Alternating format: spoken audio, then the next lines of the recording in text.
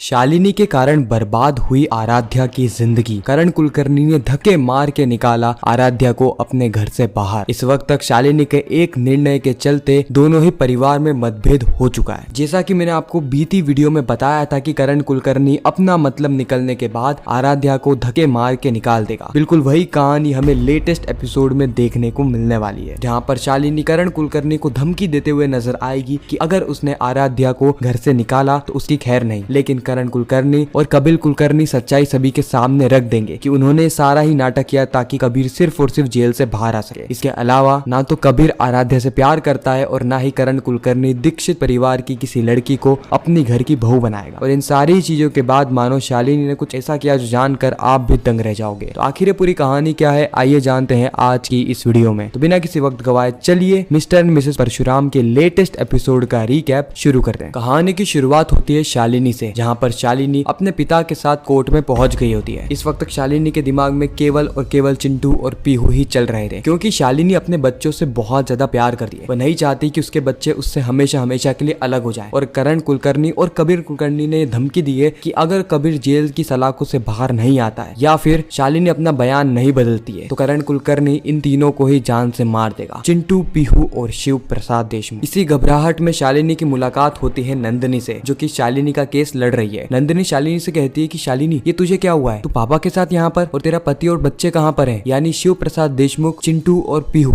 शालिनी रोते हुए गिड़गिड़ाते हुए बता रही होती है कि किस तरीके से उन तीनों को ही घर के अंदर नजरबंद करके रख दिया गया है। यानी शालिनी के मायके के अंदर वह तीनों ही बंद है। उनके ऊपर करण कुलकर्णी के गुंडे सवार हैं। अगर मैंने यहाँ पर अपना स्टेटमेंट नहीं बदलाना तो वह उन तीनों को मार देंगे। मुझे समझ में नहीं आ रहा दीदी, मैं करूँ तो करूँ क्या? मेरा दिमाग ना फटे जा रहा है। नंदिनी कहती है, लेकिन ये सब हुआ कैसे और तूने ये सब होने कैसे दिया? तू मुझे एक बार कॉल करती, मैं अभी के अभी पुलिस सिक्योरिटी तेरे पास भिजवा देती। ये केस बहुत ज्यादा हाई प्रोफाइल है और बहुत ज्यादा सेंसिटिव है। उसी वक्त वहाँ पे मल्हार दीक्षित आ जाते हैं, जो कि नंदिनी को इस मैटर से दूर रहने को कह रहे हैं। वो कहते हैं कि शालिनी बयान बदलेगी और जरूर बदलेगी, इसीलिए शालिनी यहाँ पर आई है। वह नहीं चाहती कि खून खराबा हो, वो शांति से इस मैटर को सुलझाना चाहती है। कुछ ही पलों के अंदर वहाँ पे करण कुलकर्णी और कबीर कुलकर्णी भी आ जाते हैं और स्पेशल फोर्स के दो लोग भी वहाँ पर मौजूद होते हैं। कबीर कुलकर्णी आते ही वापस से शालिनी को धमकी देने लगता है और कहता है कि तुम्हें याद है ना, तुम्हारे परिवार के 3 सदस्य है, या फिर मैं ऐसा कहूँ कि तुम्हारे परिवार के आधे से ज्यादा लोग मेरी निगरानी में, बस एक आदेश और उनका सर और बंदूक की गोली का कनेक्शन हो जाएगा। इस वक्त तक शालिनी घबरा रही होती है। उसी वक्त शालिनी को आ जाता है शिव प्रसाद देशमुख का कॉल। इस वक्त तक शिव प्रसाद देशमुख शालिनी को कॉल करके पूछता है कि आखिर वहाँ पे चल क्या रहा है, क्या वहाँ पर जज साहब आ गए? शालिनी कहती कि नहीं, जज साहब नहीं आए, स्पेशल फोर्स के 2 जने आ चुके हैं, साथ ही मल्हार दीक्षित, करण कुलकर्णी और कबीर कुलकर्णी भी यहाँ पर मौजूद है। इस वक्त तक शिव प्रसाद देशमुख कहता है कि काम करो शालिनी, मुझे उन दोनों स्पेशल फोर्स वालों से बातचीत करवाओ। शालिनी उन्हें फोन दे उससे पहले ही करण कुलकर्णी फोन को छीन लेता है और इस बार वो शिव प्रसाद देशमुख को भी धमकी देते हुए कहता है कि जो भी कहना सोच समझ कर कहना। जैसे स्पेशल फोर्स के हाथ में फोन लगता है, वैसे ही शिव प्रसाद देशमुख यानी परशुराम उन्हें साफ तौर पे कह देता है कि वहां पर कुछ भी मत होने देना, शालिनी के ऊपर दबाव नहीं बनना चाहिए और शालिनी की स्टेटमेंट बदलानी नहीं चाहिए। साथ ही इस तरफ जितने भी गुंडे हैं ना, मैं उन्हें ठिकाने लगा दूंगा। इतना कहकर शिव प्रसाद देशमुख कॉल को काट देता है और बलराम से कहकर पीहू को भी अंदर भिजवा देता है। उसके बाद शुरू होती है परशुराम की one and only fight. 1 man army की तरफ परशुराम हर एक गुंडे की हड्डी पसली एक कर देता है। अब चिंटू तो पहले से ही जानता है कि परशुराम और कोई नहीं बल्कि उसके पिता है, लेकिन पीहू को ये सारी चीजें नहीं पता थी, इसलिए पीहू को एक अलग जगह भेज दिया जा रहा है। एक तरफ तो परशुराम इन गुंडों को ठिकाने लगा रहा है और उसके बाद अपने दोनों ही बच्चों को लेकर निकल जाता है कोर्ट की तरफ, क्योंकि वहां पर इन सभी लोगों का मौजूद होना बहुत ज्यादा जरूरी है। इस तरफ शालिनी देशमुख के सामने आ जाती है आराध्या। आराध्या रो रही होती है, गिड़गिड़ा रही होती है और कहती है कि मेरी माँ और बाप ने मेरे लिए जो काम नहीं किया ना दीदी, वो आप कर सकती हो, आप मेरे पति को बचा सकती हो, जिससे कि मेरी जिंदगी एक अच्छी तरीके से शुरू होगी। इस वक्त तक नंदिनी कहती है कि देख आराध्या, गलती तेरी थी जो तूने क्रिमिनल से प्यार किया। अब तू शालिनी पे इस तरीके से इमोशनल दबाव नहीं डाल सकती। जो भी शालिनी को कहना होगा वो कोर्ट के अंदर ही कहेगी। आराध्या यहाँ पे ऑब्जेक्शन उठाती है, लेकिन नंदिनी आराध्या को चुप करवा देती है। उसी वक्त वहाँ पर आ जाता है कबीर। कबीर इस वक्त शालिनी को धमकी देने लगता है कि अगर कुछ भी हुआ ना तो मैं तुम्हें छोड़ूंगा नहीं। हाँ, चिंटू और पीहू को मैंने ही किडनैप करवाया था और यह मैं कोर्ट में बोलने के लिए भी तैयार हूँ। मैं किसी से डरता नहीं हूँ। डरने की तो बात छोड़ो, मैं उन्हें वापस से भी किडनैप करवा सकता हूँ। इसलिए बात याद रखना कि कोर्ट के अंदर स्टेटमेंट बदला देना चाहिए। शालिनी को इस वक्त बहुत गुस्सा आता है, इसलिए वह कबीर को जोरदार चांटा मारती है और इसी के साथ ही खूबसूरत एपिसोड यहीं पर समाप्त हो जाता है। आपको ये रिकैप कैसा लगा कमेंट सेक्शन में जरूर बताना। मैं मिलता हूँ किसी नेक्स्ट इंटरेस्टिंग वीडियो में, जब तक के लिए गुड बाय।